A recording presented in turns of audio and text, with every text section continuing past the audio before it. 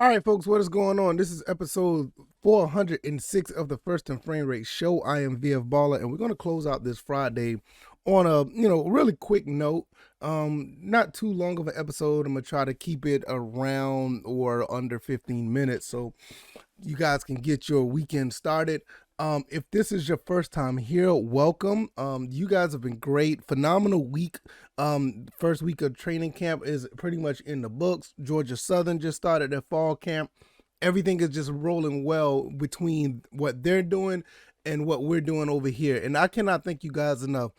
We're going to go ahead and get into this. We're going to talk about Drake London and everything as far as him working during training camp, during the off season, getting ready for the new upcoming season.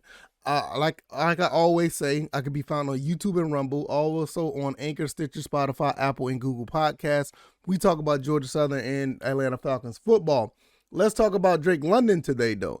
Working quietly, but not necessarily behind the scenes, but out of the limelight. We've been talking about so many other things when it comes to the Falcons training camp, all the things that they have been putting together, the Dean Pease speech, Deion Jones's injury. Hell, we've been, I ain't gonna say his injury, but his recovery. We also been talking about Felipe Franks, how well he's been doing. But one thing, we haven't really touched on, mostly we haven't touched on the defense as much, and that's something that we need to discuss at down the road as well. But we have not talked about the number one, our first pick of the draft, which was Drake London, pick number 8 overall. I kind of saw this could be a possibility when he was going to be picked up because of the fact that the depth at wide receiver was not as desirable as it was at the time. So I did an episode on what if they picked up Drake London, and they turned around and picked up Drake London. And I think it's going to pay out dividends because this kid has been working quietly behind the scenes or out of the limelight, working on his technique, learning the game, realizing that the game is, to him, he says it out of his own mouth, said the game is slowing down day by day. Now, mind you, he's only been in training camp for 7 days. I think they started 7 days ago, or they're in day 7. The game is already slowing down for him already. He's processing information. He's learning the game and the system that they're running. I think this is extremely overlooked and something that nobody's really talking about. Shout out to Scott Bear on AtlantaFalcons.com. He's always he's one of the, I will say he's one of the few that does pretty good work when it comes to talking about the Atlanta Falcons. I have some type of riff, not necessarily a riff, not with one person in particular, but the collective of media. Scott Bear is one of the few guys that I can honestly say that does a fair amount of work that actually you can sit back and read and actually take something away from it without being either upset, angry, or even too overhyped. He just puts it out there. So I'm going to cherry pick some things from his article. The link will be down in the description. And it's just going to talk about Drake London and what he's been doing. And I'm going to give you my thoughts and opinions on the things that I take out. Basically, this is the first thing that jumped out at me. It said it's not always physical. Oh, I'll take that back. He said that's what all of us rookies are going through right now, trying to slow down and get the right assignments, the right plays, and get a feel for everything. I feel like we're progressing in that area right now. The question is always, this is another statement, not his statement, but it says the question that almost always follows the statement is when the speed of the game, when it slows down. He says, day by day it's slowing down. Here and there you notice it. You on certain plays, especially true if you run the same one compared to the first time. Maybe you're looking at the defense a certain way. There are little things that help. Let me say that again. There are little things that like helping me and other rookies along the way. So basically what he's saying, like everything's just slowing down. And you see it over and over again with consistency. Consistency is a really big deal when you're at practice or when you're doing pretty much anything that relates to skill. You be consistent doing things over and over again.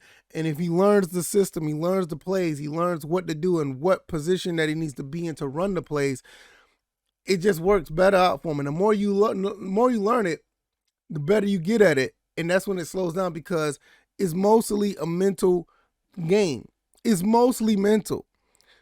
Just like what I was saying about the whole situation with Coach Clay Helton in Georgia Southern. He has those kids looking at tennis balls flying in the air while thinking about math problems. Now, you may think that's kind of crazy, and I don't want to reiterate it too much, but it slows down the game because what it does is it gives you a better understanding of concentration. And when you have a better understanding of concentration, things just going to come to you at a different way, at a different speed, slower most of the time. It's just like with anything that you do, like I said in life. When you're cooking something for the first time, you're all over the place. Oh, I don't know how to do this. But if you don't cook that same meal 3, 4, 5 times, it just slows down. It slows down. You know what to do. You already know what's coming. You already know how to do it. It's almost the same thing.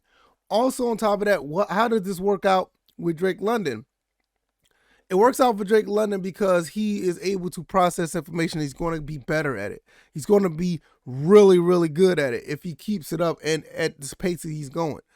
And it also helped the other teammates, not only around him, but on the other side of the ball. You look at people like Casey Hayward and AJ Terrell when they're learning, how to cover wide receivers of this guy's height and nature, 6'4", 220. Not saying that they need help, but it does help them with, going through the motions in practice. It's not like just because you're a veteran or you've been around for a while, you can sit on the sidelines all season or all preseason and don't do anything. We already had a wide receiver that did that a lot, and look at him now. He said he's going to bounce back at Tampa Bay. Yeah, we'll see. We'll see. Nevertheless, Roddy White has been talking to him as well, giving him some pointers because, Roddy White is a guy that you want to learn from. And it just works out very well. And Roddy White has had really good things to say about him, saying that he is pretty much, on point to be one of the better, better receivers in the league right now. That's not quoting him, but that's one of the things that he said, learning that, he's learning the game day by day. But when you learn from somebody like Roddy White, that's basically what's going to happen. Roddy White played 10 years for the Atlanta Falcons, and, I went back to look at some of Roddy White's numbers, and I want to say, man, Roddy did, I'm not saying that he, was like a super duper elite star, but he was very consistent. He had 6 or 7 years of 1,000 yards. What more can you say about that? And one thing is, it's really important that Atlanta gets back to the passing game, because Atlanta, the passing game, especially without Matt Ryan, we need targets that's going to help a Marcus Mariota or Casey Hayward. Hell, even Felipe Franks if he's under center. But when you have these guys like not Roddy White. Oh goodness, he's not suiting back up, is he? No, when you have a guy like Drake London and Auden Tate and Brian Edwards and Kyle Pitts, and hell, even Felipe Franks might be out there catching some footballs too. But when you have these guys with this size and stature, it's going to make it very easy for our quarterbacks to do something.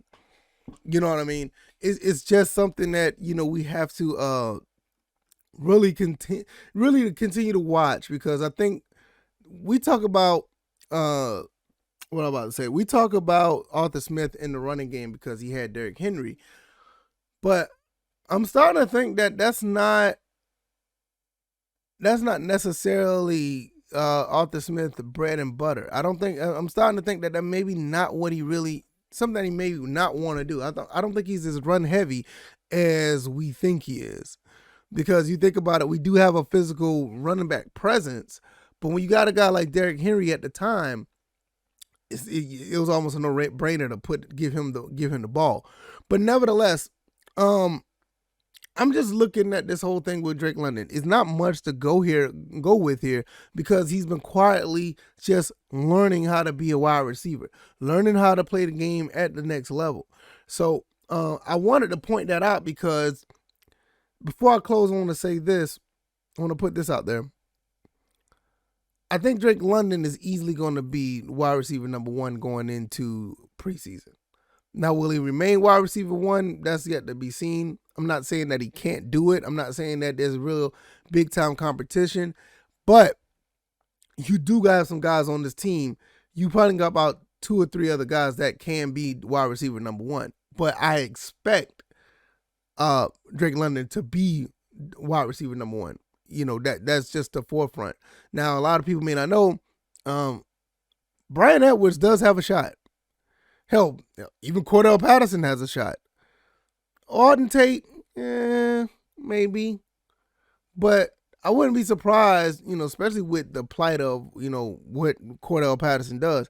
They may just slot him at wide receiver one, but that doesn't mean that is a bad thing for Drake London. Same thing with Bryan Edwards. He's put in work. He can do a little bit of everything. Wouldn't be surprised. But that, like I said, that doesn't bode, that's not a bad thing for Drake London. But when you look at just the total package of competition and what the wide receivers that are out there, it's a possibility that could happen.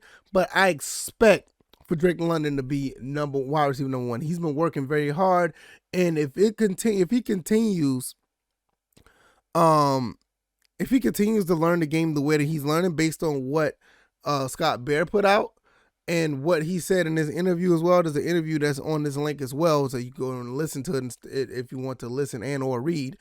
If it continues to be that way, there's no question that he'll be wide receiver number one. Sometimes you just have to look at the whole total package of everything. And also, you also have to understand, with him being the 8th overall pick, why wouldn't he be? I mean, you wouldn't be picked that high just to be, wide receiver number 2. You know what I mean? I just don't see that. But I just wanted to put that out there just for the sake of having, the whole diversity of the situation. Is it possible? Yes, it's very much possible. But I just don't see it at the end of the day. But it just goes back to show you the talent level that we have at wide receiver, that it could be distributed all over the place and it could be something. But we're just gonna have some really good weapons coming into week 1 of preseason. I think we're going to be in a really good shape. Drake London has lived up to everything I thought he would live up to. A lot of people was kind of weird about the pick. They thought we should have went pass rush first. But now the way things are shaped up, once again, like I said, there's not that much negative, there's not that much negative rhetoric coming out of training camp. I think a lot of people are pleasantly surprised how the Falcons are moving right now. Because if something wasn't going right, trust and believe the media will say something by now. And there's not much out there to say. People are surprised with Felipe Franks. People are surprised with Quadri Allison. He's actually stepped up, which I think Quadri Allison, man, I may need to talk about this another time. Quadri Allison can really be effective. He just have a few things he need to work on, but I think he could be a really good running back for the Falcons. I mean, he's been around for a while, and he's doing something right because he's constantly coming back on the team and sticking with the team, and the coaches see something in him. I think he really could be something. So he's doing good things in training camp. Tyler Algier, haven't heard much about him, but I'm pretty sure that he's going to be contributing as well, and Cordell Patterson's going to be all over the place. So the running game, the passing game, the receivers, we talked a lot about the receivers and the tight ends. We know that we're going to have something there as well. The defense, I don't need to say nothing else about the defense. DPs is doing his thing. But it all circles back to Drake London. And I think at the end of the day, we probably got the best receiver in the draft this past draft. And a lot of people are talking about other people, but you don't hear much about other people, other receivers that are wowing anybody right now. To be honest with you, Drake London's not saying much either, but the fact that you don't hear his name as much, but you hear everybody else, this is going to be like a silent, silent sleeper, silent assassin going to be making some noise against this other teams. Can't wait to see that happen. If you like this commentary, hit the like button, share this commentary, share this podcast, subscribe to the channel if you haven't already. Thank you guys for a phenomenal week. I really appreciate you guys. We're going to go into the weekend laid back. We're going to watch some things. I saw the Hall of Fame game was played yesterday. There was nothing there for me to be excited about. I watched it for a little bit, and to be honest with you, I ended up doing something else.